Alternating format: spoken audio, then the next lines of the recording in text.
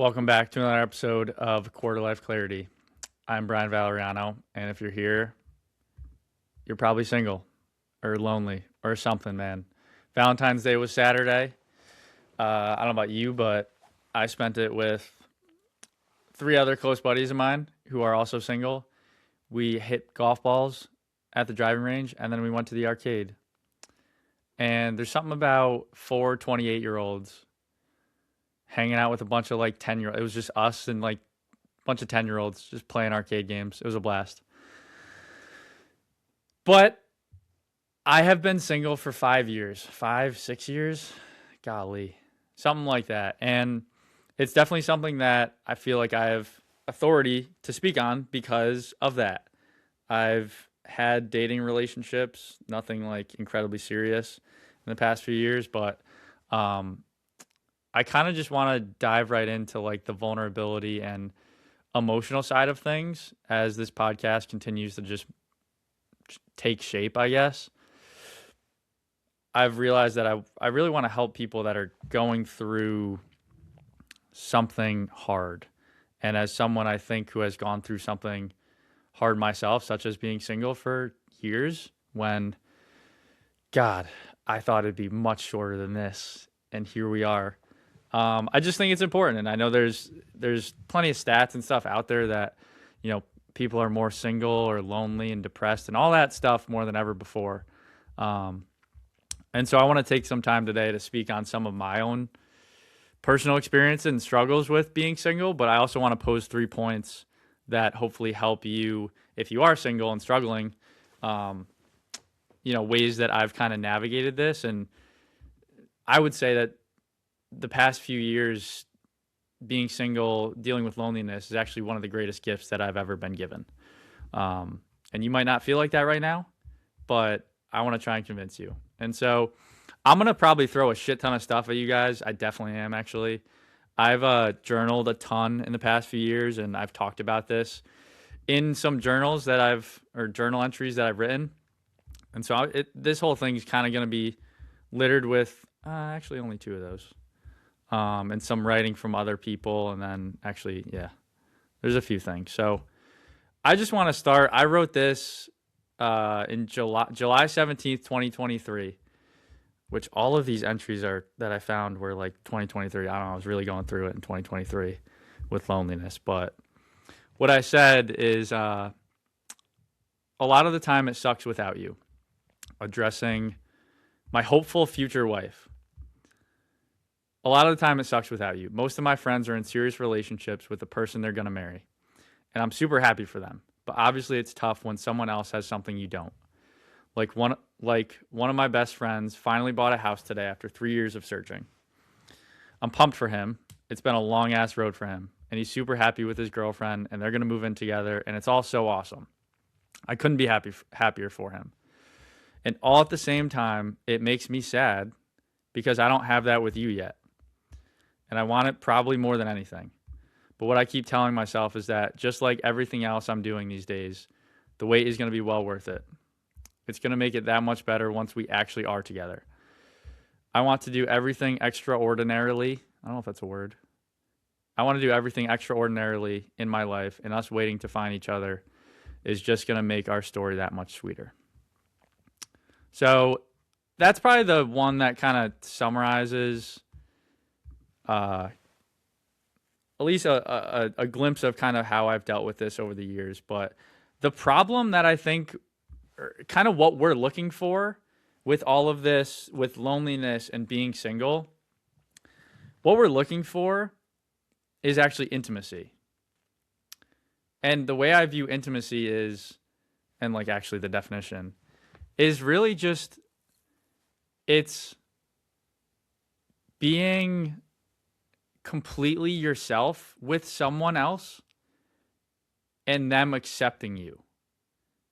It's you going to someone with all your imperfections, your mess, your brokenness, all the vulnerability, you sharing with them like the deepest corners of your heart, and them still saying, yeah, I love you. I still love you.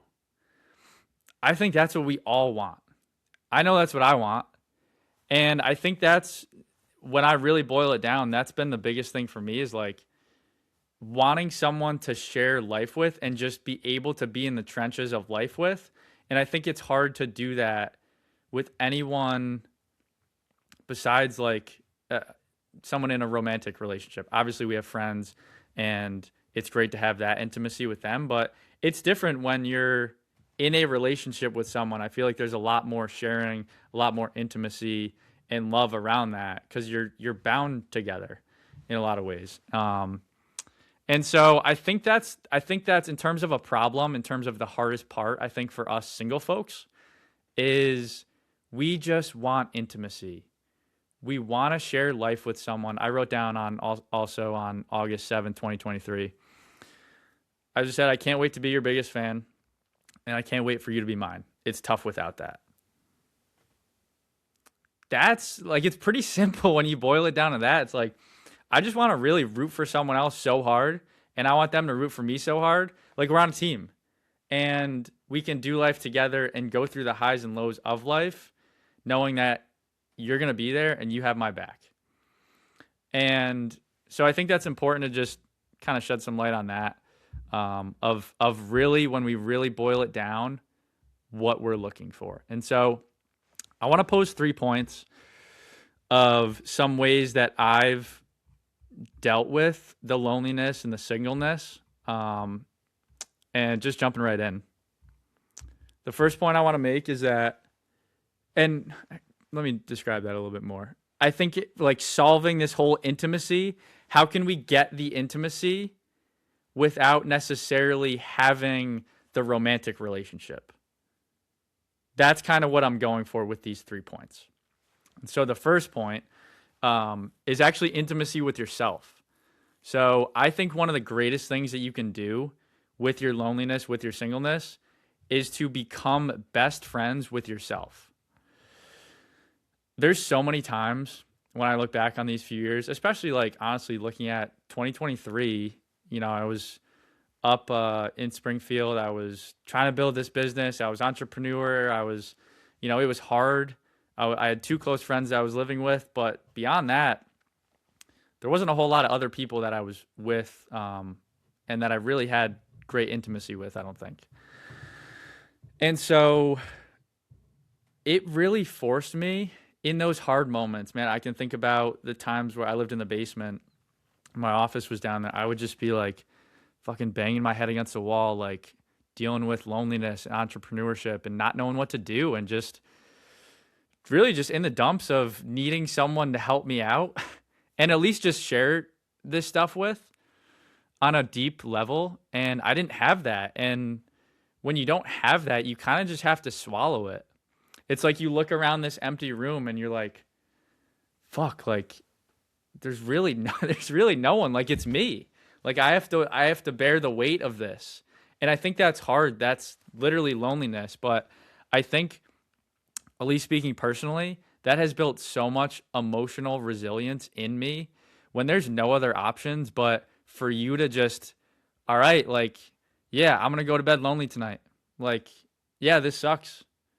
But you realize like in a lot of those micro moments, it's hard to see it, but you're developing this strength and this character and this love for other people too, which I'll kind of get to in the next point, that I don't think you could get any other way.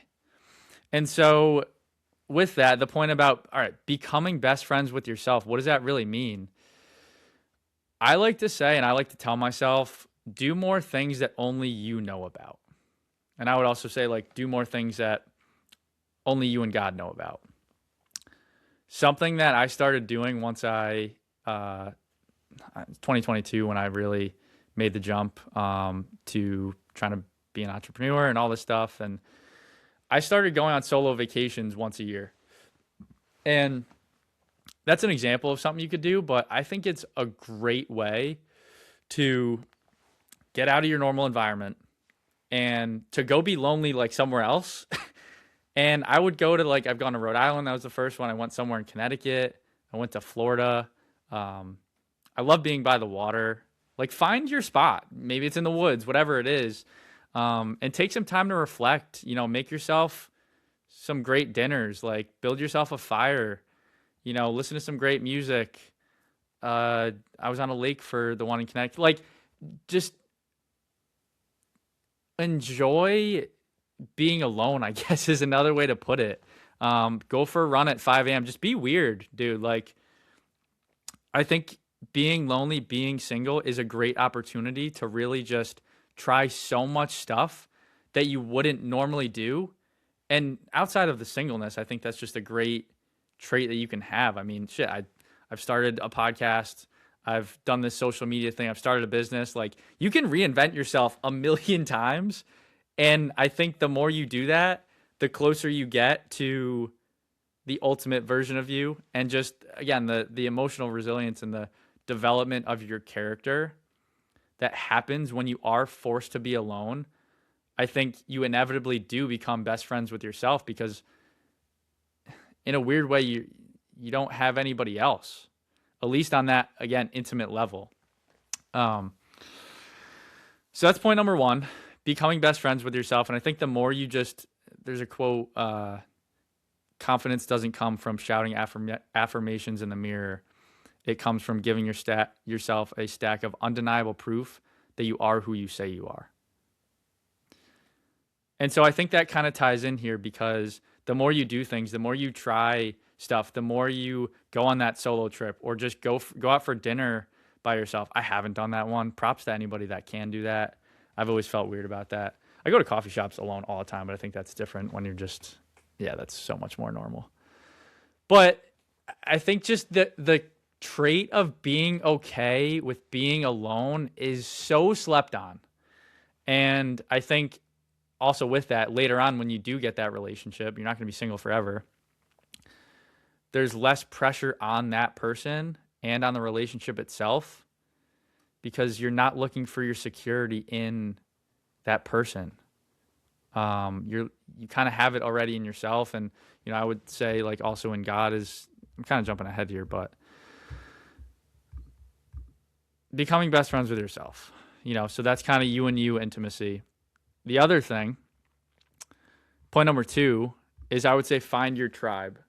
And I want to actually kick this off by sharing a clip from the greatest show of all time, Ted Lasso. If you have not watched Ted Lasso, I highly recommend it. The way I describe it to people is it'll make you laugh and it'll make you cry in like the span of 2 minutes. It's got everything. And so this is one of my favorite clips, and I think it kind of shows what I'm talking about. I promise you. Oh, no. I promise you, there is something worse out there than being sad, and that is being alone and being sad. Ain't nobody in this room alone. Sam, do you remember what animal has the shortest memory? A goldfish. That's right. That's a goldfish. Sam, what do you think we should all do once we get done being sad and or angry about this situation? I think we should all be a goldfish. I agree. Let's be sad now. Let's be sad together. And then we can be a gosh darn goldfish. Onward, forward. So that's after they lost their season, they got demoted, whatever. No spoilers. But if you don't know the show, it's a team. They're a soccer team. And so there is certainly something to be said about going through difficult things with other people that are going through difficult things.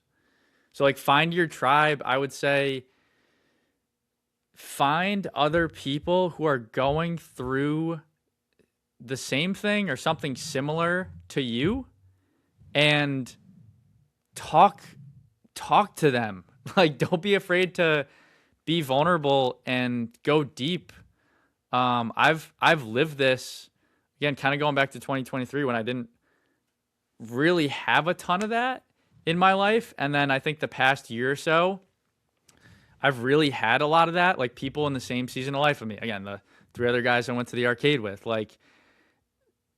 it's funny, but it's also a depiction of I think going through hard stuff with other people and talking about it makes everything so much easier. Like after we went to the arcade, we just hung out the rest of the night and had a lot of great conversations, honestly, around like relationships and being single and just sharing our own challenges with it.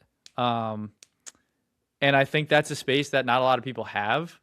I've found that from my church and like getting involved in community there. But I think it can be scary, but there's a level of intimacy that happens when you're kind of like looking to the left and looking to the right, and it's not just going back to the previous point. It's not all on you. Um, and with that too, kind of find your tribe, but also serve others. I think that's one of the greatest things that you can do when you're lonely, when you're single, when you're going through something hard. The best way for me to put it is at this point, like when you're single for 5 or 6 years, I at least would say I have so much love stored up for whoever I'm going to be with. And it sucks when you can't really give that away. But I would say you can give that away in so many other ways to kind of like scratch that itch in the meantime. Like, do it with the people that are around you. Like, I love to send voice messages to people. Like, if I sent one to my brother-in-law the other day, I was just thinking about him and, wanted to share something with him that I hadn't before, but it's been on my mind. And just, I think we can show our gratitude and appreciation and our love for other people. And I think in doing so, that's like one of the greatest gifts that you can ever give yourself, actually. And so voice messages when you're thinking about someone, thank you notes is something like a handwritten note, man. Who doesn't love that? Volunteering, like when I was kind of going through it and I just wanted to help people and didn't know how yet, back in 2022, I ran a 5K, 10K, and half marathon. And I did a fundraiser for like a random good cause. One of them was like kids with cancer. And that made me feel good. That's not why you do it. It's not for selfish reasons. It's to serve others. But there's so much love I think that we can offload if we put ourselves in situations to do that to other people outside of a romantic relationship. I hope that makes sense. The last one. So we got becoming best friends with yourself, finding your tribe. Again, ways to kind of navigate this lack of intimacy. The last thing I would say is look up. By now, if you've listened to this podcast enough, you know that I am going to talk about God in plenty of these. And so I want to revisit, again, 2023 journal entry, April 23rd, 2023. I said, every day I keep my eyes open for you. I see all these pretty faces, but no matches. Maybe I'm being picky, or maybe I just don't put myself out there enough. Maybe I'm scared. Maybe I'm okay with being alone right now. Just because you haven't shown up yet doesn't mean something is wrong.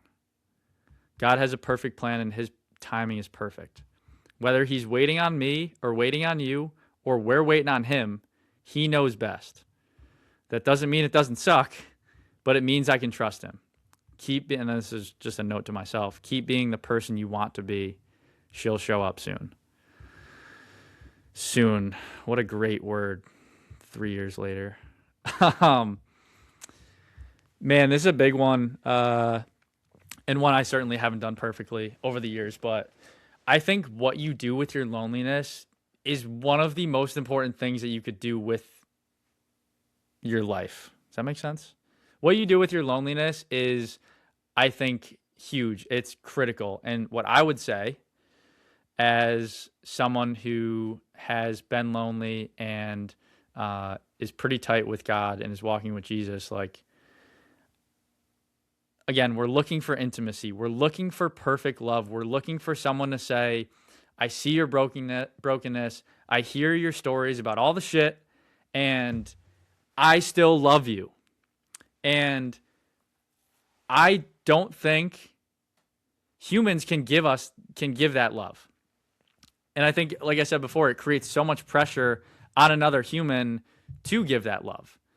And so I would say the only place we can get that love is by having a relationship with God.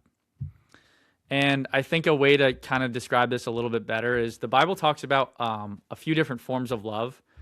And the love that God has for you and for me is agape love. And agape love is a Greek term for the highest form of love, defined as unconditional, sacrificial, and volitional rather than emotional.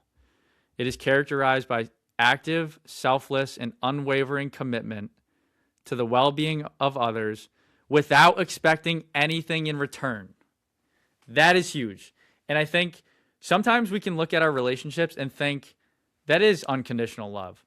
But there's always conditions. There's always like, they make me feel good and I like them because of this, or they do this, or they're very thoughtful. If they weren't any of those things, would you want to be with them? You know, like love is a choice, but I think it's really hard to look at another human and say, I love you unconditionally. Probably the closest thing we can get to that is like parents to their kids, at least human to human. Even that still is challenging. I don't know. I'm not a parent. But God looks at us, his children, that way. And so the clearest depiction that we have of that is Jesus on the cross dying for you and I with his arms stretched wide saying, like, I love you this much. Even though you're still sinners, I still love you. And like, to shed a little bit more light on that, he said to the people that were literally killing him, he goes, Father, forgive them, for they don't know what they're doing. Think about that for a second. This crowd of people is killing you, and you are saying, forgive them. They don't know what they're doing, God. Like that kind of love that just like, that doesn't make any sense by our standards. And yet that is the love that is available to us from God. And so, not to like go all preacher mode, but it's again, like, this is, I can talk about whatever. This is my podcast. And that love is really honestly what's kept me going in all of this, is having a relationship with God and like being able to accept his love. And a quote along with this is, God loves us just as we are, but he loves us too much to keep us that way. Like, I would have never chosen this for myself. Trust me, like a year into being, not even a year, months into being single, I was like, all right, I'm ready to go. Like, I am good. Let's get the hell out of here because this sucks. And here we are years later, and I've found contentment in it. I wouldn't say I need it anymore. I truly am in a space of, like, when it happens, it happens. And I also don't want to force it. And I don't want to settle for less, because I feel like that's down the road, that is a recipe for disaster. And so anyways, I want to close this point. Again, look up For the Intimacy. I literally found this like an hour ago, but it's a passage from a book called Mere Christianity by C.S. Lewis. And it's just such a good depiction of kind of this whole thing. And so just to read that real quick. Imagine yourself as a living house. God comes in to rebuild that house. At first, perhaps, you can understand what he's doing. He's getting the drains right and stopping the leaks in the roof and so on. You knew that those jobs needed doing, and so you're not surprised. He's just taking care of the stuff that you knew was wrong, right? But presently, he starts knocking the house about in a way that hurts abominably. God, I can't read right now. But presently he starts knocking the house about in a way that hurts abominably and does not seem to make any sense. What on earth is he up to? The explanation is that he's building quite a different house from the one you thought of. Throwing out a new wing here, putting on an extra floor there, running up towers, making courtyards. You thought you were being made into a decent little cottage, but he is building a palace. He intends to come and live in it himself. And that line can throw you off a little bit. I don't want to get into the weeds of that, but it's like, yeah, man, felt. Year one, it's like, all right, yeah, this kind of sucks. Like, yeah, you're cleaning me up, God, and I see that, and that's cool. But like, let's freaking go, man. Like, where's she at? And then years in, like, you look back and it's like, man, I'm super pumped of who I've become, and this journey of loneliness and singleness is not something I'd want for myself or I would have ever chosen. But in a way, again, it's the greatest gift I could have received, because not only now am I positioned to give away so much love to future wife, but also, again, other people around me and being a servant, all this stuff, all the character, the resilience, all this shit. It's like, I don't think I could have gotten this way without all of that difficulty. And I'm not trying to like sound prideful or anything, but I think anyone that's gone through something hard, you at some point will look back and be like, man, in a lot of ways, I'm grateful it happened, because I wouldn't be who I am today without that. And that's cliche, but I've lived it, and it's so true. The last thing I want to say, 26, all right. The last thing I want to say is, last week I was in like a very emotional state, in like a cool emotional state, not like a crying state, but very connected to my heart. And I've been trying to write more poetry, and I wrote this down. And I feel like it's another gift that loneliness and singleness has given me. And I think that depiction is kind of shown here by this poem, which I don't know if it's that good, but whatever. I don't care. You're going to listen to it anyways. What a privilege it is to feel like a warm hug of the soul, like your heart and God's are one. Mind, body, and spirit right where your feet are. The noise around you silenced, rawness you seldom experience. What a privilege it is to feel. What a tragedy it is to feel. The emptiness of a heart betrayed, a weight you can't bear, feet that move but a body paralyzed, the silent scream of a soul distressed, rawness you seldom experience. What a privilege it is to feel. The depths of hell, the ticket to heaven. That last line kind of ties it all together. Like, I can't have this much love and be who I am today. Again, not trying to sound like an asshole and prideful, but I am proud of who I am.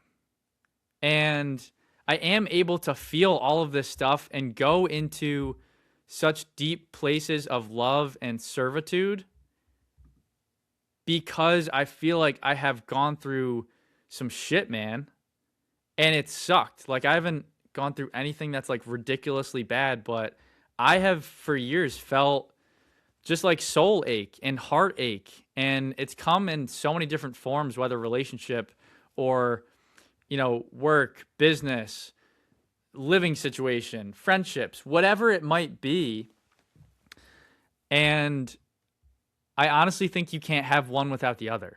This is why so many people, when I see someone who I'm like kind of amazed by with I just see their heart, I'm like, man, what did they have to go through to get that?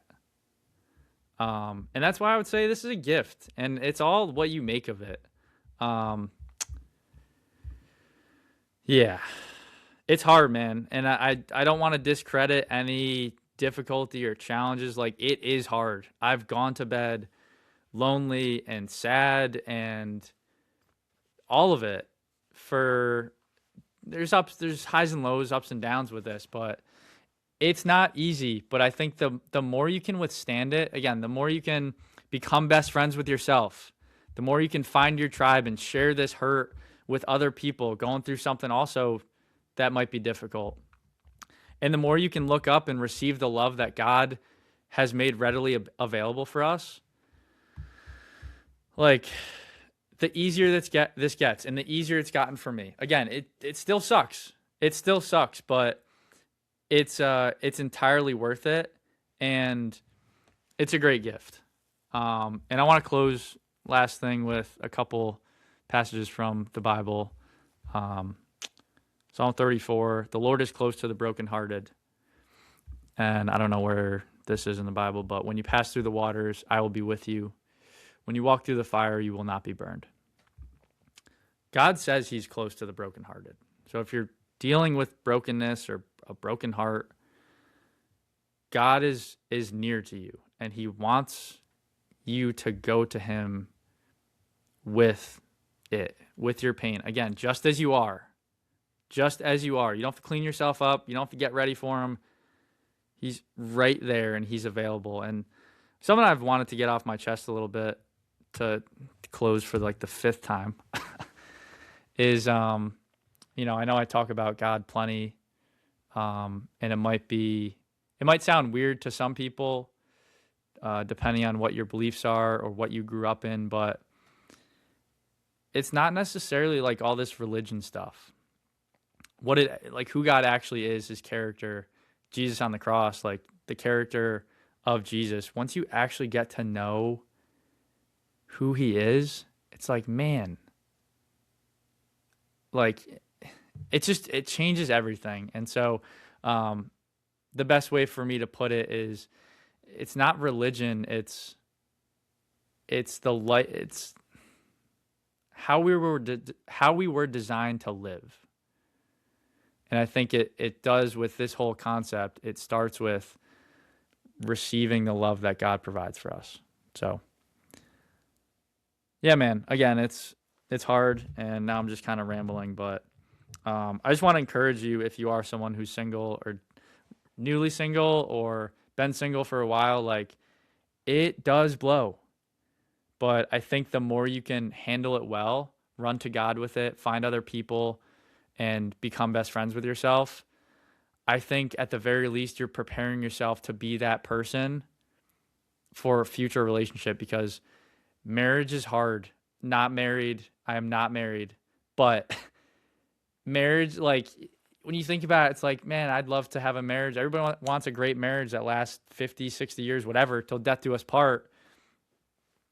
It's like, man, think about that. And then think about the person that you are today, and think about, oh man, like, I really want to be someone that can withstand and be someone that's like deserving of a great marriage. And I think this loneliness, the lonely chapter, is great preparation for that.